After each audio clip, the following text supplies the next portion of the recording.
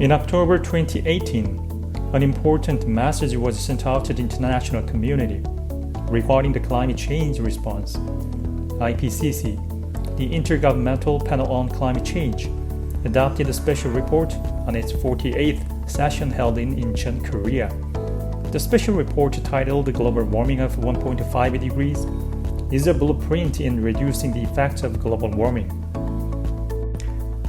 The report was drafted upon UNFCCC's request for measures to limit the average global temperature rise by 1.5 degrees since the Industrial Revolution was made, when the Paris Climate Agreement was reached in 2015.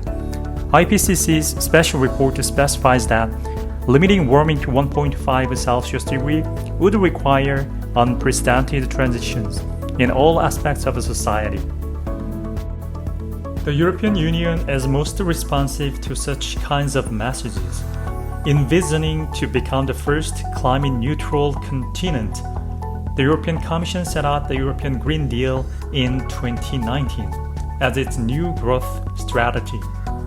And in December 2019, agreeing on the European Green Deal, EU member states, except Poland, presented a climate neutrality goal, which targets reaching zero carbon emissions by 2050. The decision was further endorsed by the European Parliament resolution on the European Green Deal in January 2020 and a large-scale investment plan. The EU plans to finance the policies set out in the Green Deal through an investment plan, InvestEU, which forecasts at least 1 trillion euros in investment. Furthermore, it is estimated that approximately 260 billion euros a year would be required from 2020 to 2030 for the EU to reach its goals set out in the deal. Green New Deal policy plans are also presented in the United States by the Democratic Party. The program allocates $2 billion of investments in clean energy, jobs, infrastructure, in which 40% of the investment will be used explicitly for those vulnerable to the COVID-19 virus and climate change impact. South Korea first attempted a transition to a low-carbon society by adopting the Green Growth Strategy as its national growth plan in July 2009. The initiative nonetheless lost its initial momentum when new administrations presented their national policy. On July 14, 2020, the Korean government presented the Korean New Deal policy to overcome the economic downturn following the COVID-19 outbreak and shift to a lower energy consuming social structure. This green growth, which has grown independently despite having lost its initial momentum, once again attracts attention by its new name, Green New Deal. The Korean government put forward plans for financial investment of 160 trillion won in the Korean New Deal, composed of the Digital New Deal, Green New Deal, and strengthened social safety net. Green Light will share the changes to be witnessed in the Korean society as it adopts the Korean Green Growth and Green New Deal policy. The first episode will be briefly covering the essential points of the Green New Deal policy.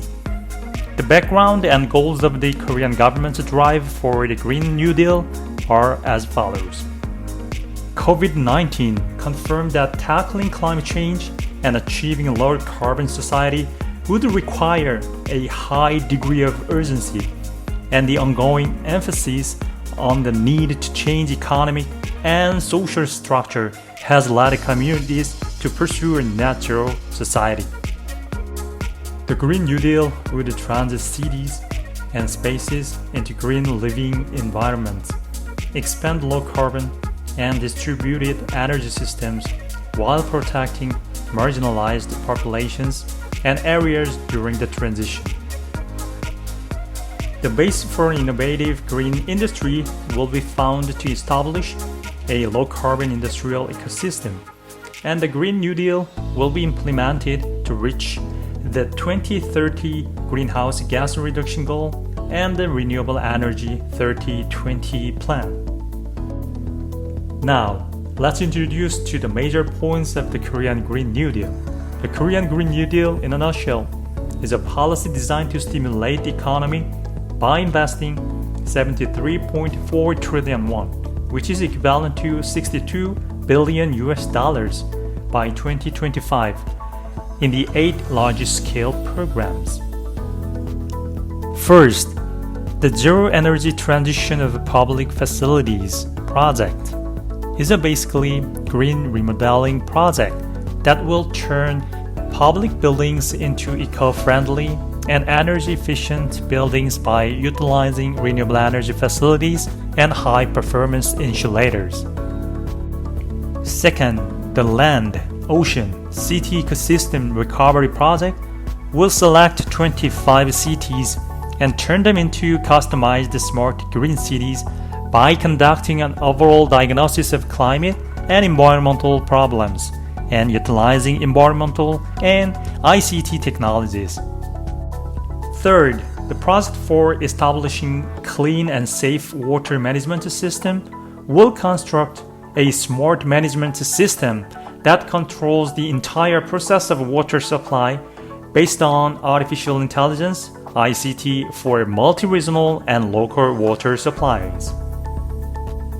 Fourth, the Smart Grid Intelligent Energy Management System Construction Project will distribute advanced metering infrastructure, which is called AMI, to 5 million apartment houses to decentralize demand for electric power and save energy.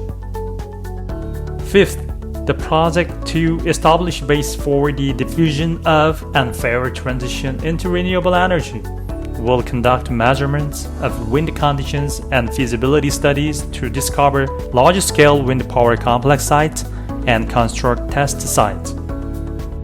Furthermore, the project will expand the solar power generating facilities by introducing participatory profit-sharing projects and supporting the installation of self-generated renewable energy facilities in residential and commercial areas, including 200,000 units. Sixth, the expansion of green mobility, including electric vehicles and fuel cell vehicles project, will distribute electric passengers vehicles, including taxis, buses, or freight vehicles, for a cumulative of 1.13 million and install 45,000 EV charging infrastructures.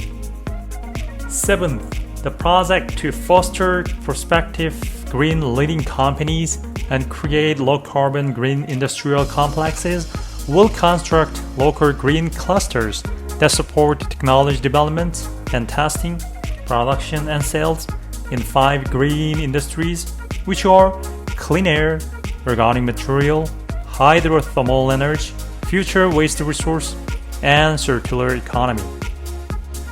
Lastly, the project to create foundation for green innovation will set up a 1.9 trillion won loan for investments in preventing pollution by businesses and a 215 billion won private and public joint fund for fostering green businesses and construct a basis for integrated assessment and commercialization of the carbon capture utilization and storage technology. Our channel Green Light aims to serve as guide to green investment and will continue to introduce to a series of in-depth analysis of the Korean Green New Deal and its contents in the following episode. Thank you and see you soon. This was a Green Idea Lab edition of the Green Light Report.